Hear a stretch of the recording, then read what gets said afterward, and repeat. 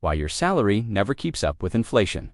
If you feel like you're working harder and earning more, yet somehow falling behind every year, you're not imagining it. Across the world, salaries are rising, but living standards are not. People are more educated, more productive, and more connected than ever before, and yet many feel poorer.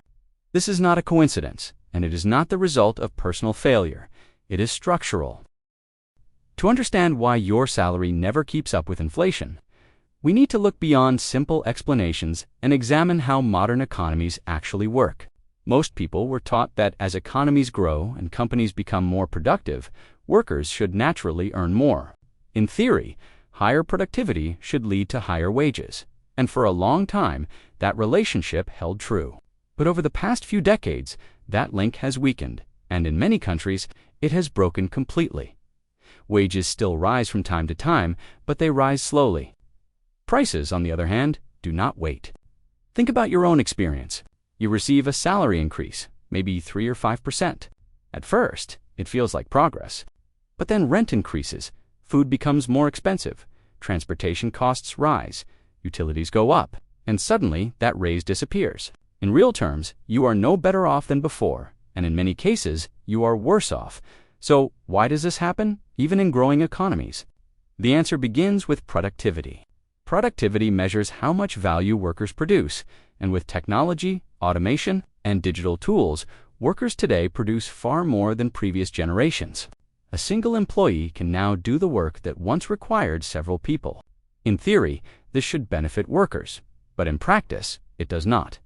Productivity gains are no longer distributed evenly.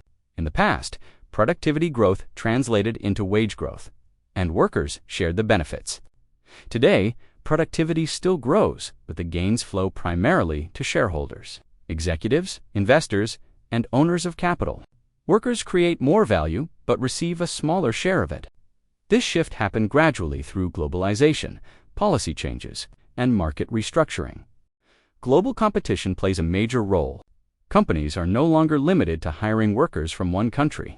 Labor can be outsourced, jobs can be automated, and production can be relocated. When workers ask for higher wages, companies often have alternatives. At the same time, labor unions have weakened in many parts of the world, leaving individual workers with very little bargaining power. Inflation makes this problem worse. Inflation is not just about prices rising. It is about the value of money falling. When inflation increases, prices adjust quickly, but wages do not. Prices can change overnight, while salaries usually change once a year, if they change at all. By the time wages rise, the cost of living has already moved ahead again, creating a permanent gap that workers never fully catch up to. Market concentration adds another layer. In many industries today, a small number of firms dominate housing, energy, food supply, transportation, and telecommunications.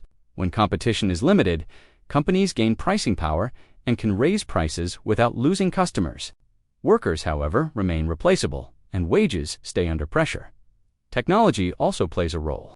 Automation increases efficiency, but it reduces demand for labor in many sectors.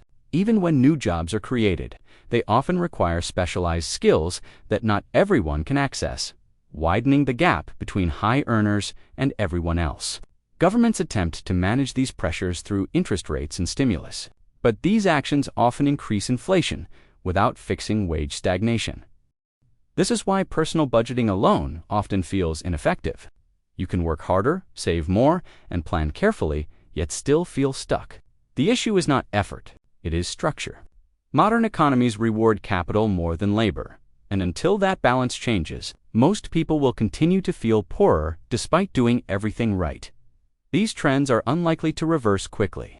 Technology will continue to increase productivity, global competition will continue to pressure wages, and prices will continue to adjust faster than incomes. Understanding this reality does not solve the problem, but it explains it. And in economics, understanding the system is the first step toward navigating it.